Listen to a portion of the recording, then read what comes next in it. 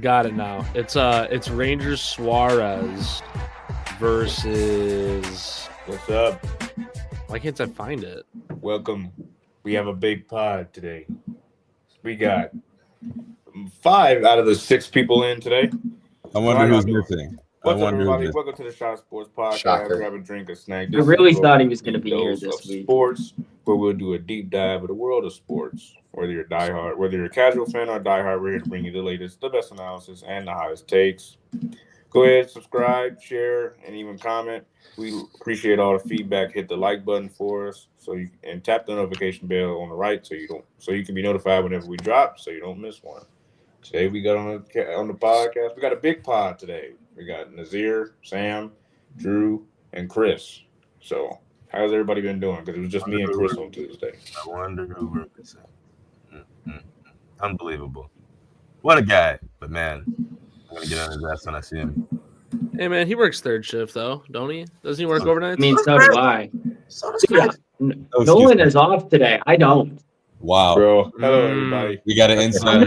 I'm just saying. I worked last night until 8:45, and I worked tonight again. So don't you guys both work at WMTV? we do, but we only work one day together. We only work Tuesday and Wednesday together. I'm calling your boss. I'm live. telling Nolan.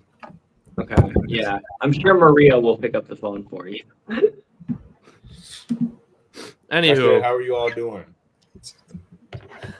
Yeah, well, good, great. bro. Except I'm very upset Nolan's not here. That's the only thing. It's a shame. Drew, what you been up to, man? We haven't seen your big stories yet. Sorry, I'm trying to add up my record for the first week of college football, so we can get to that later. I'm doing pretty good.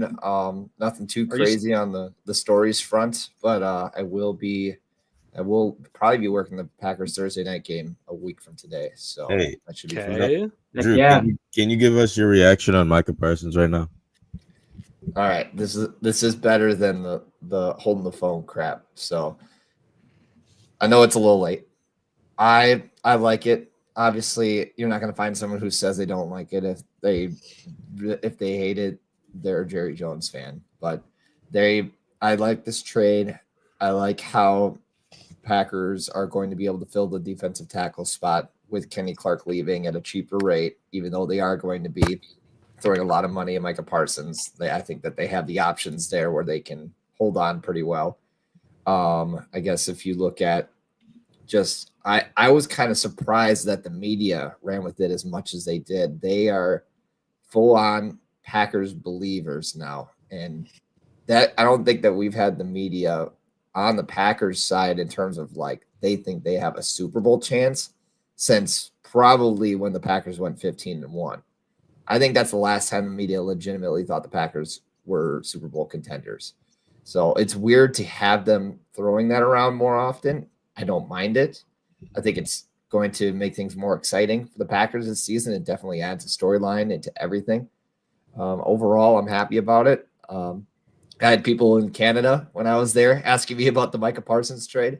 So it was interesting kind of giving them the lowdown on that. But yeah, that's all I got, I guess. You must have been wearing Packers stuff. One more thing. I kind of don't like that he took Curly Lambeau's number. That's the only thing I got. I think He's got the stadium named after him. I mean, how much more do we have to ride this guy? I don't mind it. I think it's fine. right. At some point, every franchise is going to run out of numbers. You're going to have to recycle them at some point. Look at the Yankees. The Yankees have probably 15 or 20 numbers retired. In about 30 years, guys are going to be recycling 3 and 4. It's just bound to happen at some point. We've been a franchise for over 100 years now. Curly Lambeau, yes, the founder of the franchise. He got the ball rolling for us, but we named the goddamn stadium after him. At some point, the number 1 has to be available. And if Jaden Reed says, I don't feel like giving up 11, do you think Parsons is going to wear like 46? I mean, like, what number would you have rather him wear? Because at one point, too, the Packers weren't allowing guys to wear 0 either. And now that's worked, too. So what would you have rather him worn? I would rather him wear 0 and have Golden stay at 22 because that I agree. That kind of messed up But the on the jersey. other hand- I don't know if I like Golden Man. at 22. It's so unconventional for a receiver number. I It just hate it. looks It goofy. is. It just looks I'm not- goofy. I'm not a Packers fan whatsoever, but I know that I've seen online that there was a fan who had Golden's 22 number signed, and now he feels like he, doesn't have anything worth that, or he's not going to wear that number this season. I mean, I feel his pain. I would argue the other way. I mean, that's kind of something. It's a That's kind of collector's some item. lore. 'Cause, Yeah, I I- feel collector's like item right all the there. autographs he signed with the 22 jersey. Well, And Sam, yeah, even more but- importantly, not only did he take Curly Lambeau's number, but he took the Tundra Line's number. The Tundra Line is going to have to wear random jersey numbers this season now. good. That's good for them. Good for them. If they have a problem with it, they can stick the stick where the sun doesn't shine and walk with the tail between their legs. Wait, hey. Tell us That's how you Family friendly Be podcast. That's Be respectful. fine. I don't care that they don't have a number anymore. They're a drumline for a professional football team. They don't need jersey numbers. It's like Buffalo Wild Wings. No disrespect, Drew, but it's like when you have Buffalo Wild Wings, you have a jersey number there. Like it's the All I'm same saying is- principle. It doesn't matter. Micah Parsons needs to be a top 4 Packer of all time now. That's my take on it. I This think was he our will. generation. He's Wow. gonna be Reggie better than White. 12. He's never gonna be better than 12. That's all I gotta say. Correct. He's not going to beat Rodgers. He's not going to beat Reggie White. I don't think he'll beat Brett Favre. He might not be Charles I Woodson. don't think he'll beat. I mean, obviously, how far back do we want to go? I don't think he'll beat Bart Starr. Depends I mean, on if the we're going all time, we got to go all the way back to 1919. All right, let's relax. Okay, maybe let's just get him to top 10 All right, first. He that's hasn't enough done answer anything for yet. now. So let's. Don Hudson lore. Don Hudson was a ball. We appreciate you. Must have been wearing a Green Bay Packers shirt or something in Toronto. I wasn't. I was watching Brewers play, so everybody knew I was a Wisconsin guy. That's how. Okay. Well, that was a fun banter we got, and probably use that as a topic now. Sometime next week, possibly. You never know. So we'll jump into our first one, which is we got the NFL kickoff. Obviously, the season starts tonight. We got the Cowboys versus the Philadelphia Eagles. They will be in Philly, and that will kick off at 8:20 p.m. Eastern time, 7 p.m. Central time. What is that? 6:20 p.m. my time in Utah, and then 5:20 over there in LA and West Coast time. So, That's a nice little game setup they got over there. 5 p.m. yeah, I mean You that's get right probably off the best. You work get off and you work get to watch instantly it. game. Yeah. I like that. Like, Awesome. instantly you get off work. See, I always like the whole from our time zone specifically being Central Standard.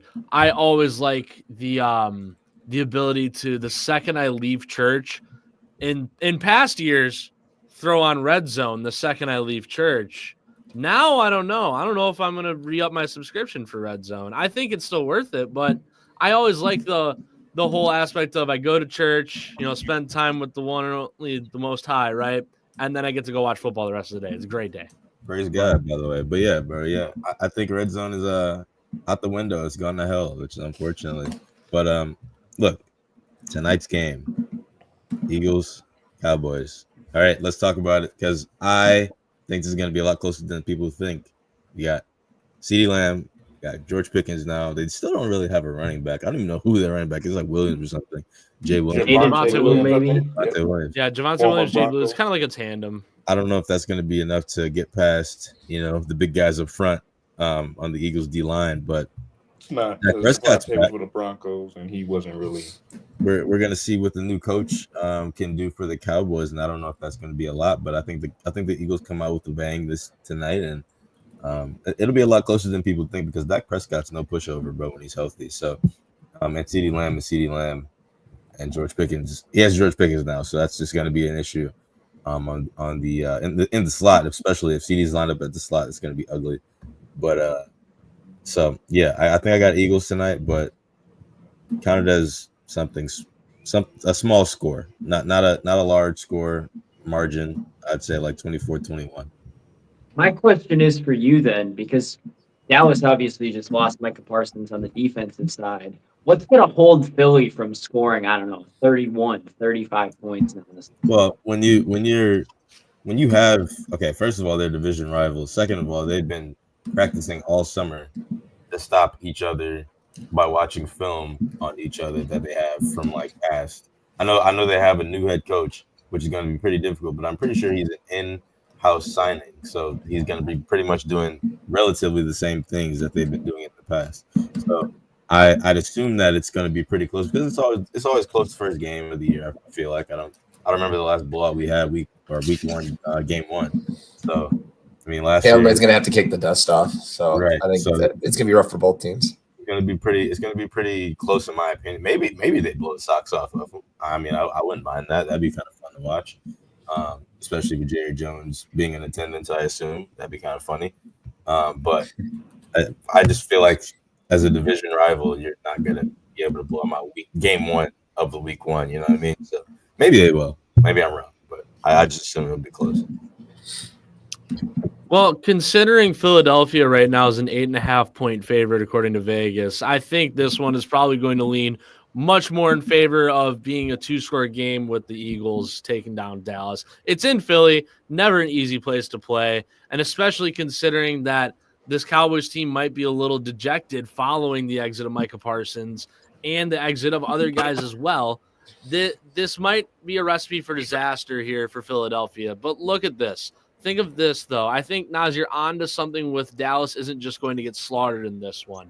Yeah. Losing Darius Slay, the Eagles' defense is still great, don't get me wrong, but losing Darius Slay definitely does not help this Eagles secondary, per se. They still have Quinyon Mitchell, Cooper DeJean, very talented corners. Cooper DeJean is currently listed as the nickel back right now. They currently have Adoree Jackson getting the start on the outside over DeJean.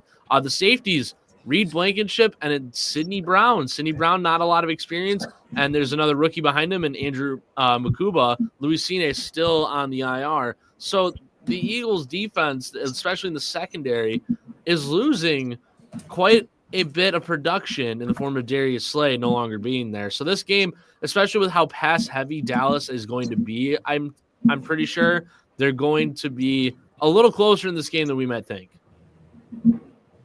Yeah, who are they going to put DeJean on? That's a great question. Probably. That's a great I would question. assume. I mean, who's they their shade over slot guy? I would assume they shade over someone. They're gonna put him on top of Pickens, and then they're gonna have safety help the entire time. But that's the thing, you can't because CeeDee Lamb's on the team, and he's gonna be lined up in the slot or on the other side of the field at the outside wide receiver. So I mean, DeJean's probably gonna have to take a lot of. He's probably gonna have to stick to one side. Maybe I don't know if he's gonna follow CD around because I'd assume he's their best option. So. And the Cowboys have good pass catching options out of the backfield still too, with Javonte Williams, Jaden Blue, even Miles Sanders. So they're gonna have solid production out of their running backs all game. None of those guys are gonna get tired. They keep flying them in and out. They don't really have a set RB1 yet. And I look at the receivers, little depleted, but their tight ends are fairly deep. Luke Schoonmaker got a lot of work down the stretch of the season last year. He looked good. Jake Ferguson's still a good tight end in the league. And obviously CeeDee Lamb, George Pickens. But Jalen Tolbert out of the slot, he had some key plays down the stretch last year while Dallas was still in and alive. So there's gonna be a lot of assignments here for the Eagles, and I just think their secondary might get overpowered at times. I'm telling you, Dak Prescott healthy is an issue. I think he's going to be slinging it around all night, trying to make some crazy big plays because he hasn't made a big play in about a year now because he got hurt last year. So he's gonna come out, try to ruin their flag banner night, and you know it's gonna be a good game. I think it'll be a slow first quarter. It'll pick up in the second quarter. It might be the other way around. Might be slow in the second quarter instead. But I think the second half of the game is going to be very, very interesting to watch. So who can hang Give me in? 24-20 Eagles. I like it. I think it's going to be close. Like I said, it's going to be – I have a hard time believing that either side's going to blow this thing out of proportion. I think I'll go 31-21 Philadelphia in this game. I just don't think the Cowboys have the presence on the defensive line to be able to stuff the run. Even with Kenny Clark coming in, who's a decent run stuffer, he was kind of up and down last year in Green Bay a little bit, but I could expect him to have a bounce back year this year because he's on a new team, new setting. But other than that, who's stopping Saquon on that team? That's my question. I think Saquon's going to have a monster game tonight, and Philly's going to take it. I was gonna say you got to remember that Kenny Clark was playing injured for part of last season. That's part why his production took a drop. Obviously, he was playing through injury. So now that he's fully healthy, yes, it's a new defensive. Okay, stop that. Now That's that he's a fully crazy- healthy, No, He new no. just defensive doesn't. He just system. doesn't like Dallas, bro. I don't like Dallas not a lot of people whatsoever, do. but that's ludicrous. Hey, trust me. I hope the Eagles beat them 2 million to nothing. Yeah, I think everyone in their right mind outside of Texas would. But Micah Parsons, but the point here is that Kenny Clark isn't going to make a huge impact. He's still going to make an impact, but it's Saquon Barkley. Let's face it, Saquon Barkley is the best running back in the league for a reason, right? So you're not going to shut the guy down to like 17 carries for 60 yards tonight. He's still going to get 100 plus. So, Jalen, what do you think? I mean, I was thinking somewhere in like the high 20s, something like 27, 24-ish. Only reason I say that is because I just don't see – I don't like – because Philadelphia's defense isn't the same as last year, obviously. And them losing Micah Parsons, well, that might – Jalen Hurts might throw for 200 yards. He's not known for it, but I feel he might have a good passing day because of there's no big pass rush. They're not going to be able to get to the quarterback as quickly. So I feel Jalen Hurts might have around 200, 222 yards. Dak Prescott to have like 270, I think, because really all Dallas does is throw the ball. I mean, they run it every now and then when they have to, but I just don't know what to expect from Dallas from their new head coach because I don't know what his scheme is. Is he an offensive defensive guy or? I assume he's more balanced because he's going to be able to. I think he has to be balanced. I can't imagine he's full pass heavy this year. I know he has all the weapons to do so, but in order for them to win games, they're going to have to incorporate the run game a lot more than what they've been doing in the past. I know they haven't had a really good prominent run game since Zeke, and we saw what happened when he came back. He's just not the same. So they're going to have to figure out some ways to incorporate that side of the game because, I mean, against teams like Philly and, the Commanders even, like, they're going to have to run the ball sometimes, and it's going to have to be good. So I hope they're balanced. I have a follow-up question. Jalen, could you put that graphic back up with the week 1 schedule? Yeah. I guess my question would be, out of all these games, what is the one team or the one matchup that you're paying attention to, even though it's week 1, and saying their season trajectory could change depending on how this game goes for them? Like, if there's a certain team, like if you think the Panthers are, obviously this is a stupid choice, but if the Panthers or the Jaguars could become Super Bowl contenders or could put themselves on a trajectory to be Super Bowl contenders after week 1, you'd say that game.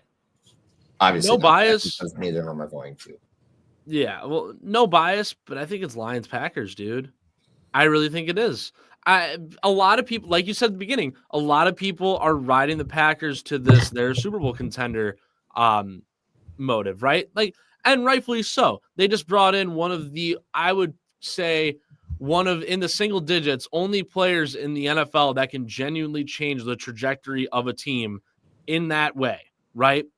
So there's a lot of expectations now. Even before that, people were still hyping up Green Bay because they've been the same team. They've had the same nucleus for a few years running now. They're still a really young team. And now, outside of like specialists and at quarterback, I'm pretty sure they don't have any player on the team over 30 years of age. So there's still a lot of expectations. This team's supposed to be full of firepower. And you look at the other side too with Detroit, who has come into Green Bay the last few seasons and won a few games at Lambeau. They lost both of their coordinators. A lot of people, I talked to some people in Milwaukee radio over the past couple days. They're on the side with me. They think that Detroit losing their coordinators is going to be a bigger issue than people are giving it credit. It is a problem, especially considering how terrific of a job both Aaron Glenn and Ben Johnson did as the offensive and defensive coordinators for that Detroit team. They still have the firepower on the roster, yes, No, that doesn't mean they're going to improve this year or even be at the same spot as they were last season. If Detroit loses this game, they might be spiraling towards a tough season. I'm not saying no playoffs, but I'm saying a tough season ahead if they fall in this game. So I think I think what you said is correct, but we have to remember that they hired from inside their organization. So every coach that they hired, both coordinators, know exactly what they did last year because they were a part of that. Now we can't ignore that because Ben Johnson, he even said that the offensive coordinator that they have now, I mean, he's a great talent. He's a great football mind. He knows exactly how to run this offense. And they incorporate Gibbs and Montgomery the same way. They have J-Mo St. Brown the same way. They might have Tim Patrick as well. I don't know if he's going to play. I don't know who exactly their three is. They got Sam Isaac Laporta Tesla. now. They're all healthy. I've heard good Aiden things Hutchinson's about back Tesla. on the defensive side. That coordinator. Tesla? Yes, Isaac Tesla. Isaac Tesla, yeah. What you said? You might be I thought his roboting name on was us here, Tesla. Nas. Yeah. Maybe like, That's it's what- up. I think Either way, Isaac Tesla. that another game that could change the trajectory of both of these teams' seasons is the Monday night game between Chicago and Minnesota. Two teams with a lot of question marks going into that game where we really don't know what they're going to be this year. There's a lot of potential on both sides here to have a really great season. And starting off with a win against your division rival in that game could change the trajectory of the season for either one of those teams. I think the Cardinals and the Saints now, but I think it's that Baltimore and Buffalo game. I feel like the Super Bowl champion is going to come out of that game. It's definitely very feasible. I mean, because at some point in time, one of them got to get over that hump. One of them was going to beat Patrick Mahomes and get over that hump. I think it's going to come out of Buffalo or Baltimore this year. I would love to say Denver and I'd love to say Chicago, but, that's not going to happen, sadly. But, yeah, I think it just comes out of Buffalo and Baltimore. I mean, it's just it's Lamar's turn. People say it's Lamar's turn. People say it's Allen's turn. They've been going back and forth for years now, and I love it for it to be Lamar's turn, but that Mark Andrews play last year is still holding large for me. I'm like, wow, you dropped it at the goal line, dude. Like in the end zone, right at there, right in your hands. It don't get no bigger than that. And if you can't do that in that moment, yeah, bro, you can just forget about Super Bowl. But I feel like it's either Lamar or Josh Allen's turn. So I think in terms of a complete roster, I think Baltimore probably has the closest thing to that in the entire NFL this year. Outstanding defense, playmakers all over the offense. The defense has the ability to change a game on its head. It's either them or probably, I still think Philly is one of the most complete rosters too in the NFL, but Baltimore, I think it's their year to lose. And if Lamar doesn't get it done this year, we might have to start having conversations.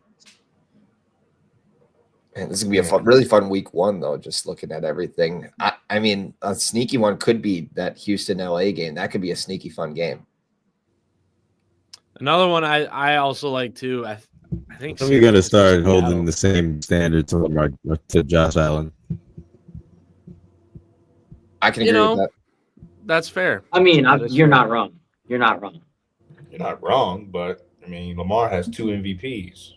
And people say that Josh Allen shouldn't have won that one last year. It should have been Lamar. So really, Lamar should have 3 MVPs.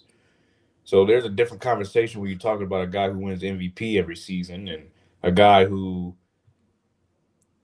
pretty much could have beaten Patrick Mahomes twice, or if it wasn't for one doggone play both of those times. I haven't seen Lamar play Patrick Mahomes in the AFC Championship yet. That's all I'm saying. I did 2 years ago, didn't he? And they Yeah. lost on home turf. Yes, that did Yeah. happen. The Chiefs So- defense locked them up. Back to that though. Back to that MVP conversation. I mean, you can say what you want about being a PR award for Yeah. Josh Allen that year, He but deserved it, at though. the same time, yeah, it was still deserved. Like it wasn't like he was a bad player last year. But I also don't think anyone's really saying that. But I think people are not understanding is that Josh Allen lost a lot on the offense going into last season. It was basically a test to see, is Josh Allen capable of leading a team to the promised land? And I think last year he proved that, hence why he got it. Anyways, back to the task at hand here. A sneaky game could be Tampa Bay Atlanta. Could be. A lot of people are hyping up Tampa Bay this year. They've had, like the Packers, same nucleus for the past couple of seasons. Baker Mayfield, seemingly, could we call that a breakout last year for Baker? I think we can. Because like going into that, he really hadn't played up to his potential as the number 1 overall pick a few seasons ago. And last year he had his best season yet, and he's only getting better is what people are saying. So going into that game against Atlanta, who has a fairly talented defense, and B, a new look offense with Michael Penix now getting his first week 1 start. He was drafted 8th overall. A lot of expectations there. If Atlanta wins that one, Tampa Bay's season trajectory could be in the balance, because losing that would mean that possibly a tiebreaker gets lost there going into the end of the season, kind of like last year where Tampa Bay just needed to win, but if they lost in week 18, they needed a lot of things to go right for them to still get that division, including Atlanta losing that week, which Atlanta going into that last week of the season was still like 8-8. They were still 7-9, 8-8. They're coming off of a solid season that was filled with a lot of turmoil and a lot of question marks. Coming out of that, they look a little bit more solid. They look a little more gelled together. That could be an interesting game to watch. I think the Bucs have a high floor. With the division they're in, I think that they could still, even if they lose this one, I think they could at least have a winning record this season at minimum, even if the wheels fall off, because I think that they got a lot of depth too. And we saw a lot of that last year just because of all the young players superseding the guys who we were expecting to see. And that was kind of what shocked most people, I guess. Obviously, they had high expectations for Bucky Irving, but I don't think anybody thought Bucky Irving would come on as strong as he did at the end of the year.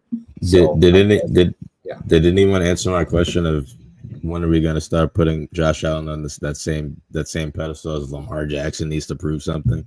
We did a little bit. Yeah, we did. Well, we all agree with you.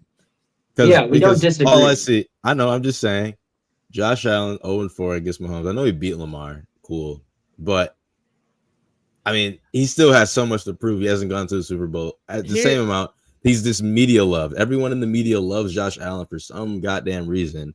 He's not better than Lamar Jackson. He's not ever going to be better than Lamar Jackson. Lamar Jackson has proved more in individual stats and everything else individually, but Josh Allen gets a free pass because he plays the Chiefs and he loses to the Chiefs every year. Oh, that's okay, Josh Allen. You beat everyone else, but you can't beat the big guys. So it's okay. We love you. Yeah, on the other side of that same coin, the defense. He also plays the Chiefs so good and not even just him. The Buffalo Bills play the Chiefs so close in those games. He didn't even play them good last time. But look at the 4 matchups before that. I mean, we can't just get fatigued because of one. One time, 2 times in the regular season. Can I ask this question though?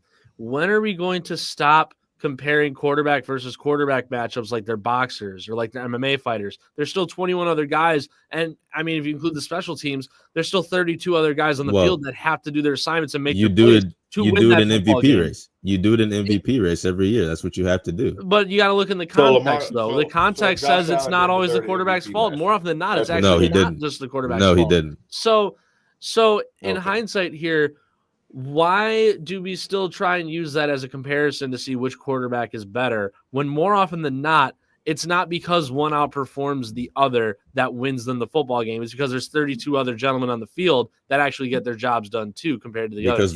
Because those are the leaders of the team. Those are the best players on your team. Lamar Jackson and Josh Allen are undoubtedly the best players on their team. They are literally they're the juggernaut guys that lead their team everywhere. They're the quarterbacks of the team. They are the head of the team. If you are an MVP caliber player, it doesn't matter what position you are, you're going to be looked at as a game changer. Who's better? Who's the better game changer? And I think Lamar Jackson has been better his entire career. Now, Josh Allen was great for like a few games last year. He's better a few games last year, especially against the Rams where he had 6 touchdowns. But we can't ignore what Lamar Jackson did for 4 weeks after that. So, and then going into the playoffs, I know they had a little struggle against the Bills, but I mean, I just don't see where the Josh Allen love gets. He gets so much love, but Lamar Jackson gets so much hate for doing the same exact thing Josh Allen is doing and losing in the playoffs. I mean, it's the same thing. No one can beat Mahomes. Mahomes is the top guy. I think that's fair to say, even if he's had a bad year. But it's a different conversation where you're saying Josh Allen didn't deserve that award when he not over Lamar Jackson, though he didn't. It was a 1A, 1B case last year. Who was first team All Pro? Who's first team All Pro? Lamar Jackson, the best quarterback in the league. See, but if no one can beat Mahomes, though, why doesn't Mahomes win MVP every single year? Well, like you said, his whole thing is the team. His whole thing is the team. Won the Super Bowl. Without Lamar Jackson and Josh Allen, like those teams are just not the same. Like Patrick Mahomes, his whole team is just a system. If you watch the way they play, they literally have they 5-yard plays. Gotcha.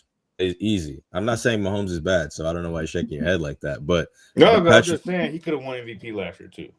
No, he could not have. No, it would have been Joe Burrow. No, he could not have. Joe Burrow. So why did you just say? Because he didn't make playoffs.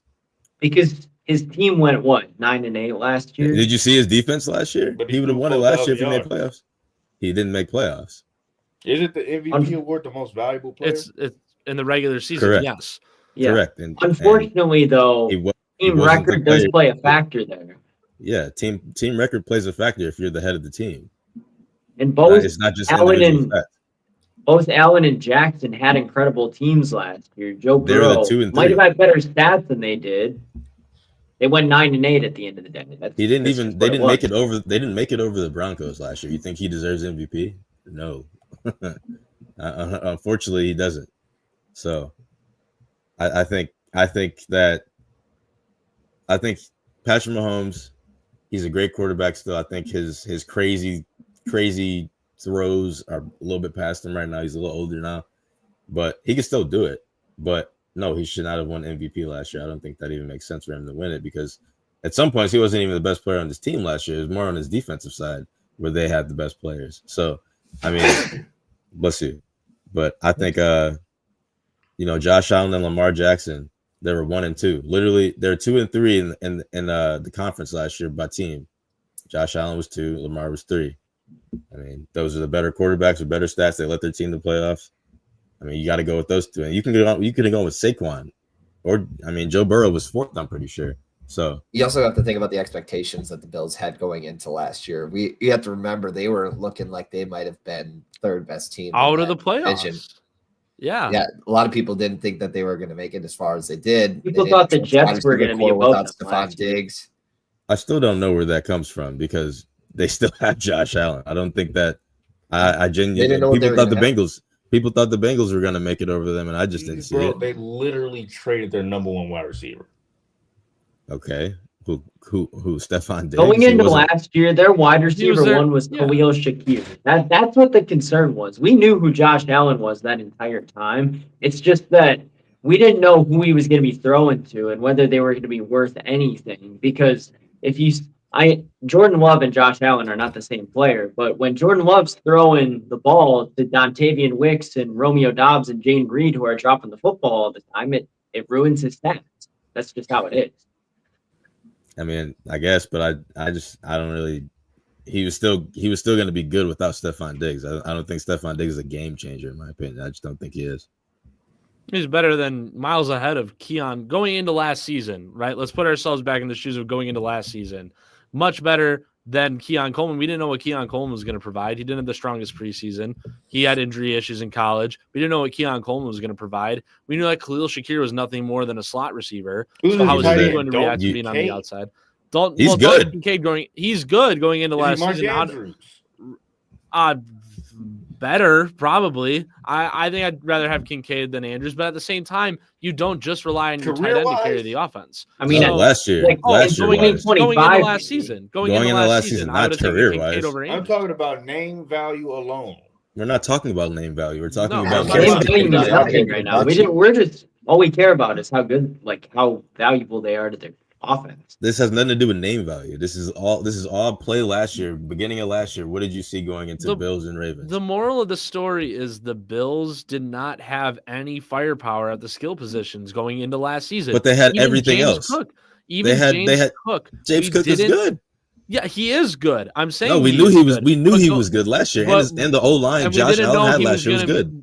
We also didn't think he was going to improve that much upon his season in 2023. So that's the point I'm trying to make, is that Josh Allen had depleted resources and was still able to make things happen and get the Bills to finish far over projections from across the league. He had an O-line. He had a top 5 O-line. He had Lamar Jackson has a great O-line.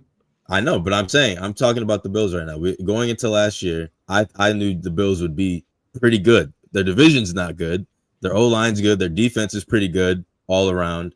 They have a good tight end. They didn't have the best wide receivers, but I mean, when you have Josh Allen, I mean, you're going to be fine. I just think that's completely true. I don't think Josh Allen is a scrub. I just don't think he's better than Lamar Jackson. Okay. What? No one's what? No one's saying he's better than Lamar Jackson. But You literally year, keep saying he Josh was Allen is more of an MVP on his Oh, team. Sam, am I last tripping? year So no, not really. But I kind of get where Jalen's coming from, because you're talking about the most valuable player, right? You're not talking about the best performer. If the MVP, unfortunately, across Then all Jokic professional should have leagues, beaten. Then has Jokic should moved- have beaten. exactly.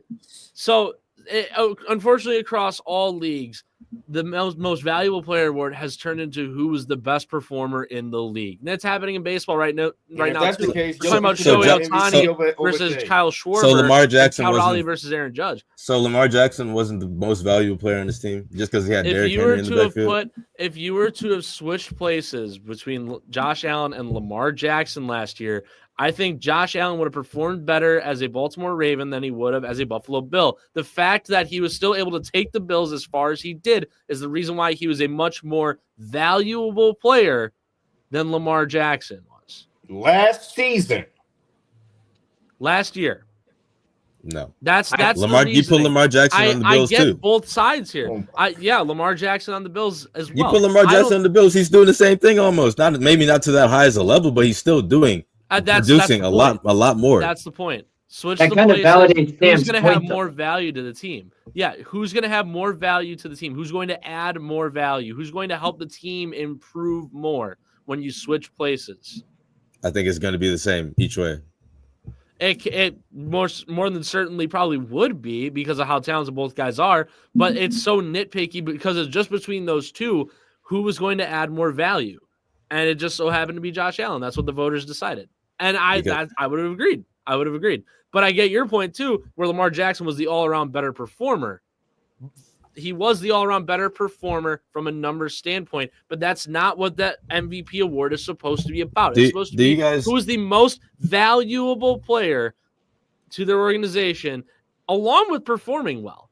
That still matters. You can't just say, like, Isaac Collins isn't going to win the MVP for the Brewers this year, or for the National League, because he's adding 7 outs above average out in left field, and has an OPS better than the lead MVP candidate in Chicago right now. He's not going to win MVP, though, because he's not the most valuable player to that team. They'd still be good without Isaac Collins, and other teams would still be roughly the same without Isaac Collins. Listen. Do you guys remember last year, Bills versus Rams? Josh Allen had this breakout crazy game, and they lost. He put up like 70 fantasy points, yeah. And they lost, right? Okay.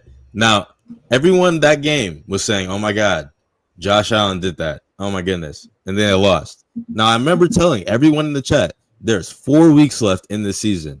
If Lamar Jackson plays better than Josh Allen and wins every game that he plays in the last 4 games, and Josh Allen was losing at this point, okay? If Lamar Jackson outperforms him and proves that he's the MVP in these last 4 games, he's winning MVP. And what did he do? He went out, scored 5 touchdowns on the Giants. Okay, whatever. Then he went to 3 other teams. I forget the last 3 teams. He beat the dog crap out of them, made the playoffs. Josh Allen had the higher seed because he was 1 game ahead of him. And I was right. He was back in the MVP conversation. Everyone counted Lamar Jackson out at that point, and then Lamar Jackson literally came back, beat every team, scored all the points pretty much, besides like Derrick Henry with like 3 other touchdowns. Lamar Jackson was putting on a show every single game, made the playoffs, beat the Steelers, got to the Bills, had a bad first half, came back the second half, and Mark Andrews drops the pass. I mean, it's literally, you can say that it's even. Sure, at that point, say it's even. Whatever, I don't care. But I will still believe that Lamar Jackson deserved MVP last year. I just don't. After all that, especially, I've never seen a team get praised for losing than the Bills did against the Rams last year. I've never seen it. That was Lamar Jackson. Never been no praise. Oh my God, he lost in the game. Oh my goodness, this and that. Didn't make the right throws. Josh Allen. Oh my God, you see how good he played last night? He won MVP off of losing. Come on, man. The media treats him like a prince, like Patrick Mahomes, but less. We got to move on, I guess. But I guess that guy lost to the MVP in playoffs. But we'll move on to the next one. MLB divisional races we got right here. We got the MLB division races coming with the playoffs coming within about a few weeks away. So let's get our division races. All right, who wants to start with the AL East? I don't think we ever really fully decided who's got what division. Who wants to start with the AL East? Otherwise, I can take it away. I'm the NL East, but I can help you out with the AL I got East. AL West here. Okay, so the American League East here to start, right? Toronto, the best record still by half a game in the American League. They're leading the division. They've had themselves a phenomenal season so far. Vladimir Guerrero Jr. playing like the MVP once again. Slight fall off in his stats, but he's still been terrific. Bo Bichette is who's been the MVP of this team, though. 42 doubles on the season. He's leading the American League. 177 hits. He's leading the American League. Still 18 homers, slugging 477, on base over 350. He's been terrific all season long. I still look at the Yankees. I know a few weeks ago that I was talking about the Yankees possibly missing the playoffs. They have been red hot since then. In their last, if I'm doing my math right, they've won 8 of their last 10, and they're currently facing Houston. They lost last night. They have 1 more at Houston today before they have 3 against Toronto this weekend. This weekend series is going to be the biggest series of the year for both teams. Right now, the Yankees are only 3.5 out from Toronto. If they sweep that series, they're a half game out until we include what happens today for both teams. If I'm not mistaken, Toronto is off today. So if the Yankees win, they're only 3 games back. They lose their 4. Now there's another team still waiting in the wings. The Boston Red Sox are tied record-wise with the Yankees for that second place spot in the AL East. They're also only 3.5 games out. They also have an off day today. The Red Sox are unfortunately rooting for their biggest rival, and they've had some solid hitters this year, Alex Bregman being the main story here. But speaking of stories, Trevor Story, a resurgent year, 3.5 WAR season, 23 homers, 742 OPS. The glove looks like it's back. Ceddanne Rafaela, a 4 WAR season in center field. Jarren Duran, a 4 WAR season out in left. Their bench has been okay. Roman Anthony, welcome to the Roman Empire. 3 WAR in 70 games. Across a full season, that's a 7 WAR year. A lot of MVPs win off of 7 WAR, 8 WAR seasons. He's been terrific. Romy Gonzalez, another rover in the infield. He's been terrific. The pitching has looked solid since the All-Star break. Garrett Crochet, Brian Bello, Lucas Giolito, and others. Aroldis Chapman has still not allowed a hit or run in over a month.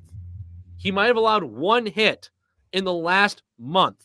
Boston is one of the hottest teams in baseball. This division race, is the most entertaining race in baseball. Yankees Blue Jays is must watch this weekend. The Red Sox have Arizona for 3 in Arizona this weekend. Arizona is a middle of the road team, still a good offense, pitching kind of stinks. This is going to be a fun race to watch. There's a world in which all 3 of these teams could win the division.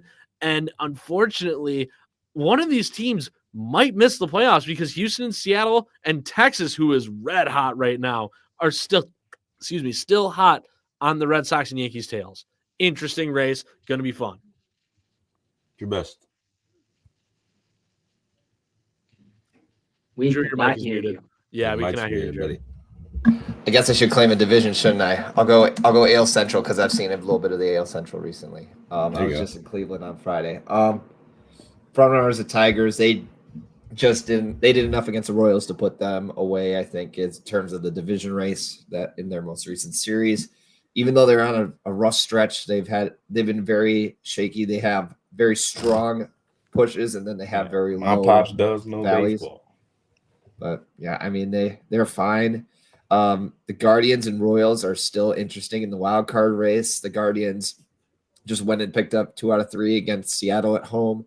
That was a big deal. They held Cal Raleigh to basically he was mute for pretty much the entire series.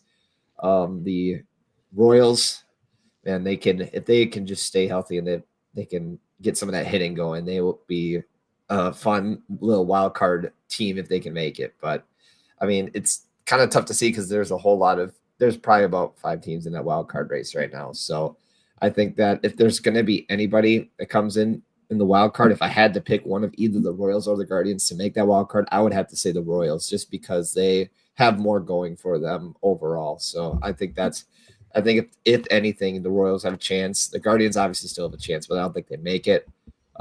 Twins, they've been playing whatever.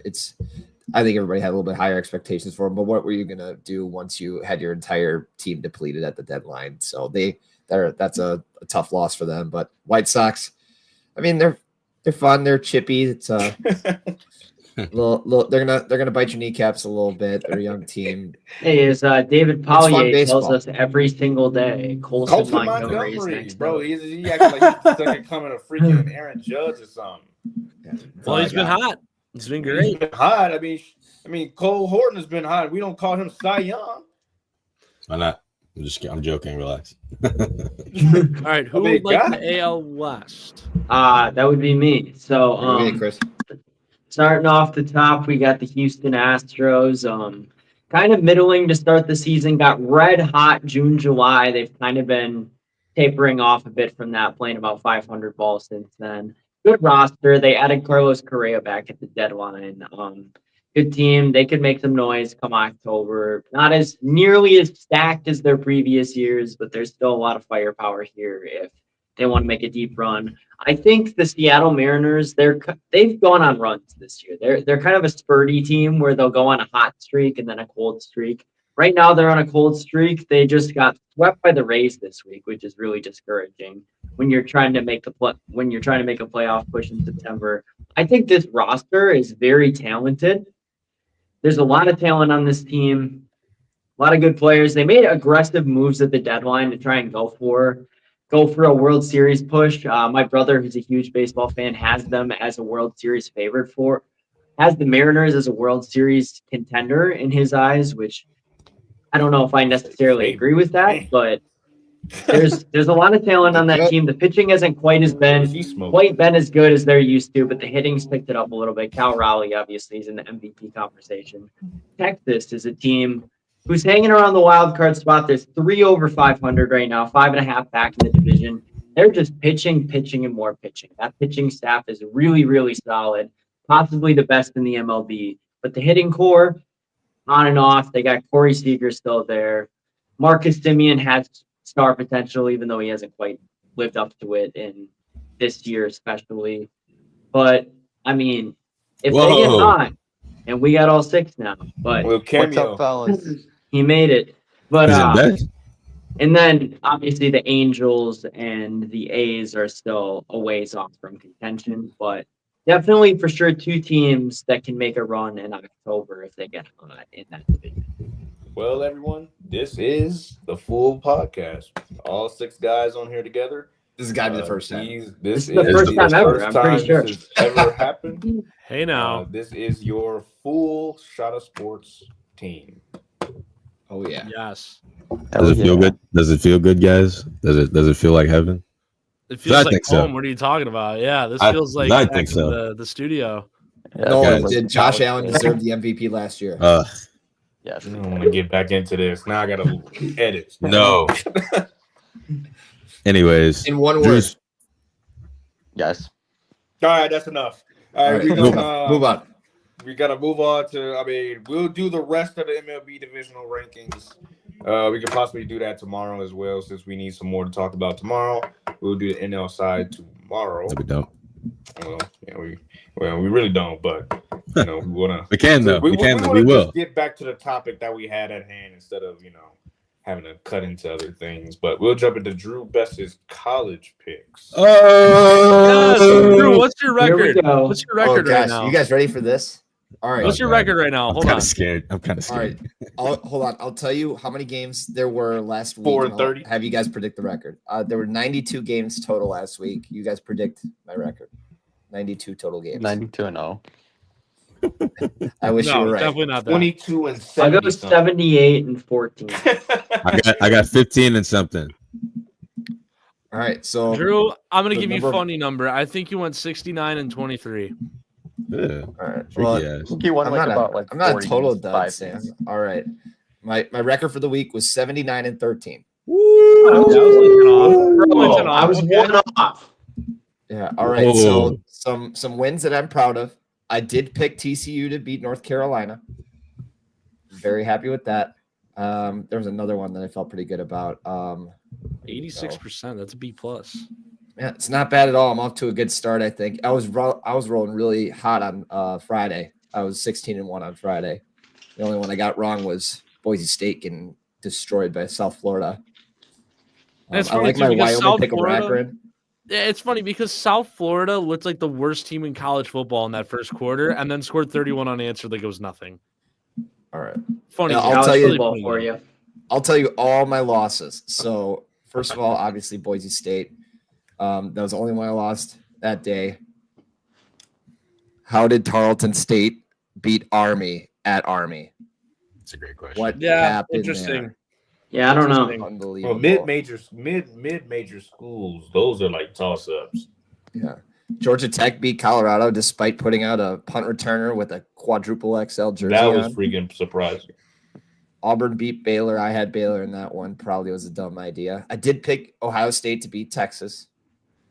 I like that. There you Wow. go. But I had, Northwestern lost to Tulane. That's abysmal. Yeah, that was a rough to be one. honest. Are they the worst Lost. team in the Big Ten? They got to be. Tulane- Right? Maryland. Purdue Purdue's is- been sweet in football this past few years. Purdue, Maryland and Purdue's the Purdue are worst team. definitely worse. Purdue's the worst. Yeah. I think everybody had picked Alabama to beat Florida State. Yeah. Bucknell lost to Air Force, whatever. Virginia beat Coastal Carolina. I had Coastal Carolina. Just know Austin, who I am. PA I'll probably beat pick Middle Florida State Tennessee. just because I hate Alabama. South Alabama beat Morgan State. I picked Clemson over LSU. Sorry, I did.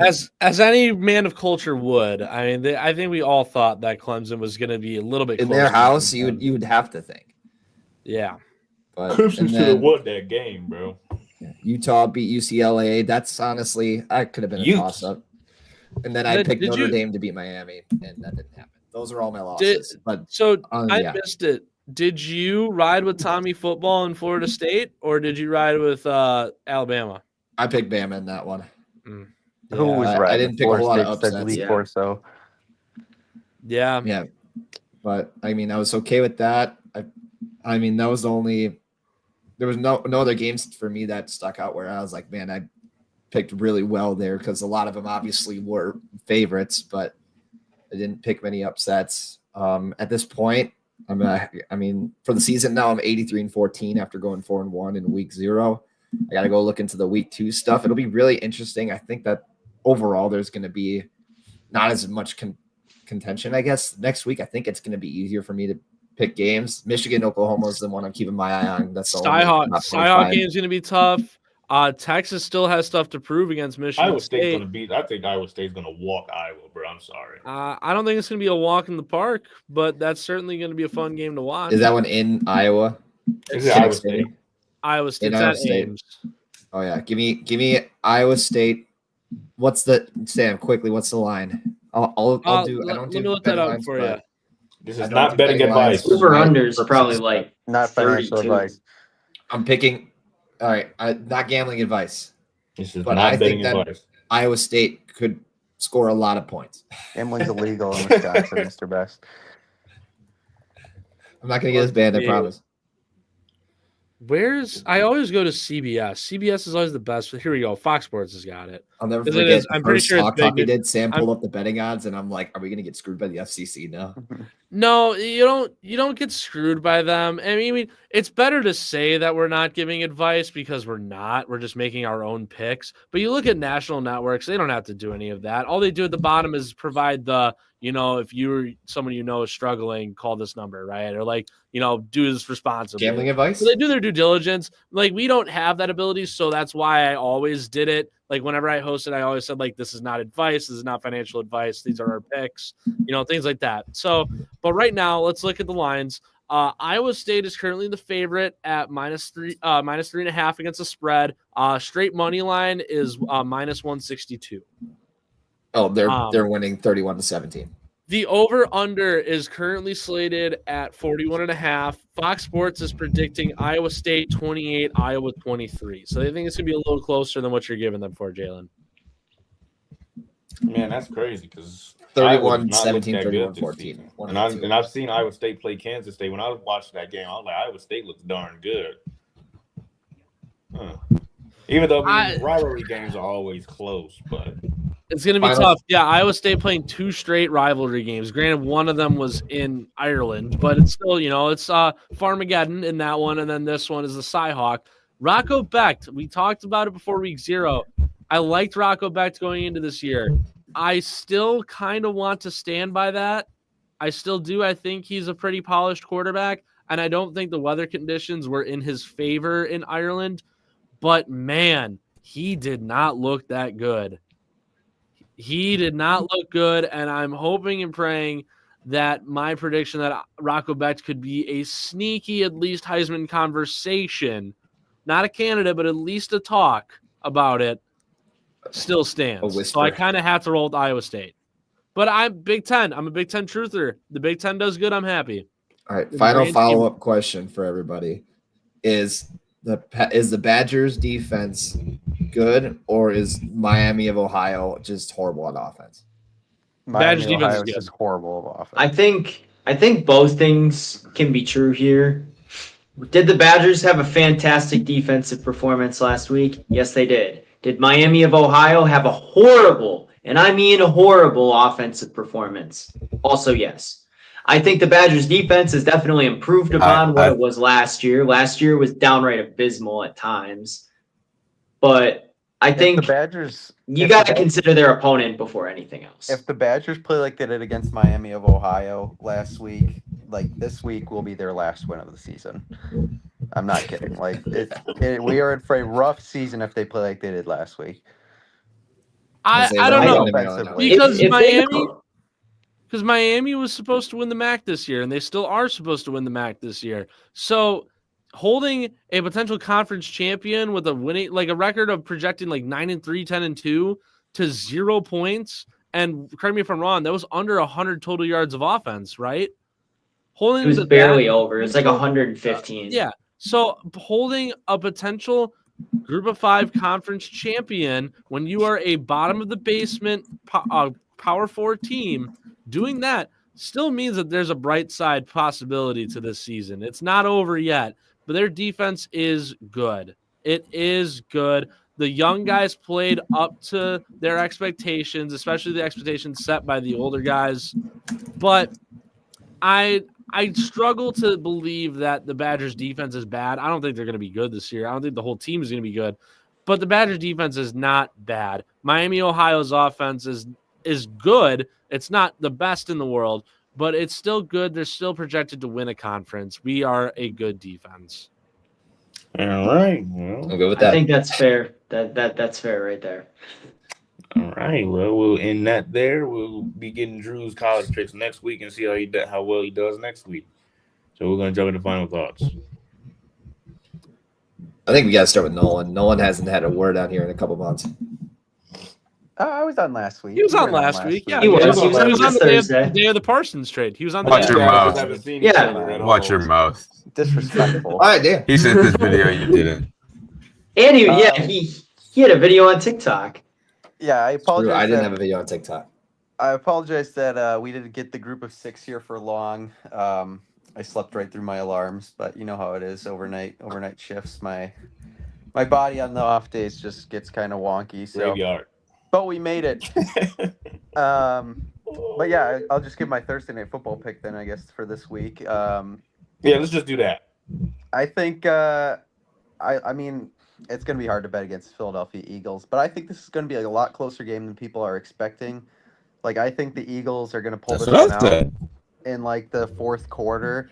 I think they'll win by like I don't know, give like maybe 5 to maybe a touchdown. But I mean, I've been seeing people are gonna they're gonna blow them out of the water. It's just not gonna happen. It's gonna be a close game tonight. And I'm excited to watch it. I'm excited for the NFL to be back. Yeah, my dad was one of them. Yeah, see, like this no, come on. It's not going to happen. It's not going to be 55-3. It's going to be give me Eagles 28, Cowboys 24. Okay. Hey, Drew. I mean, no final thoughts. Toronto was great. I was able to drink Crown Apple Cokes in a hotel and watch Brewers baseball. Those back-to-back home runs in the 9th on Saturday were electric. I was worried we were going to get kicked out of that hotel, but overall, things are good. You know, you took some pretty cool pictures at that event, I must say. I need to see more. Nas' final thought, Chargers 28-21 on the Chiefs. Count it. Insert expletive here. So we'll talk more about that tomorrow as well if we decide to hop on. Hopefully we do. Yeah, it'll be a live. I don't know tomorrow. Yeah, depending on the time I might be available. But anywho, Mhm. My final thought here, I'll go with the score prediction as well here. Tonight, the Eagles is 3.5-point favorites by Drew. The 3.5-point favorites, I'm going to ride with that. I think the Eagles will cover the spread. Or no, they're 8.5, excuse me. I just mixed up with Iowa State. 8.5-point favorites. I'm going to ride with that. I'm going to take the Eagles. I think they win this one by 11-14. I think it's going to be roughly in the range of 31-20. I think Dallas gets a couple in the end zone, couple field goals. They can't hold Philadelphia's dynamic offense. 31-20 is what I'd go with. Yeah, I got 31-21 in that game. My only other final thought is that it was fun, even if it was for, 10, 15 minutes to finally get all 6 of us on here at once. Yeah, just it's fun to come on here and talk sports with the big group. It feels like we're on Hawk Talk again, guys. It's just a good time. I'd say a bigger Hawk Talk. Well, no, it's about Hawk Talk. Yeah, we got about It's almost like a host-only show again. There's like 6 people at the fishbowl. It's just that they were all hosts, and me and Nas were like, what were we? We were like co-hosts on there for like Tuesdays, I think it was in the last year. I think it was Mondays because I always had Tuesdays. Yeah, Monday show 2 years ago was me, you, Nas, Nick Demos, Michael Vandershoot, and Brendan. Don Levy. That was a good one. Yeah, Don. You remember that show where Brendan said that Kirk Cousins was a top 5 quarterback in football? And all we did was ream him for about 20 minutes straight. And then lo and behold, Kirk Cousins gets cut off of that massive contract mid-season. Go figure. I actually just saw him the other day. That was one of the best episodes. If you haven't watched it, go look. Yeah, I just saw him the other day, actually. He's back in town for the year again. Good dude. He's hanging around again. We actually regaled that. Is he back in school again? I think so. I think he is. Okay. But he's back. He's back in town for sure. But yeah, that's what I got on that. That was a fun show. Yeah. My final thought. I'm ready for basketball season is almost here. No, dude, no. 1 month. Let's enjoy no basketball for a little bit, please. Me, I want my finances to go back up. So that's a fair argument. That's a fair argument. I thought you were just talking about it from a fan perspective. Oh no, I'm from that talking perspective. That's financial fine. Great business. Dude. Great business. Yeah, that's fine. My pay goes up when the season starts. That's fair. So I just want to enjoy the power of friendship and pocket pancakes for what we still can. A little bit, yeah. We still got a minimum probably month of that left. Absolutely. Yeah, we got a minimum. month Hopefully now. we get 2 months of that. You gotta We need to really enjoy 2 months week of 1 of the basketball, NFL too here. I start Yes. hockey September 21st. So it's There right we go. here. The Mammoth. There we go. Let's go Mammoth. Go Mammoth. It starts right here. So, well, this is the end. We have come to the end. Subscribe, like, share, and comment. Follow our podcast page on other platforms. The links will be in the description box below. We do have a Spotify, Instagram, and a TikTok. We will post reels and shorts of this show and poll boxes. And we do have question boxes as well. You know, we try to interact with you all and things like that. And, we try to interact with everything y'all do. And if you're on a Spotify, come to the YouTube side so you can watch this video live. With that, we'll see you tomorrow with Fridays with Nas.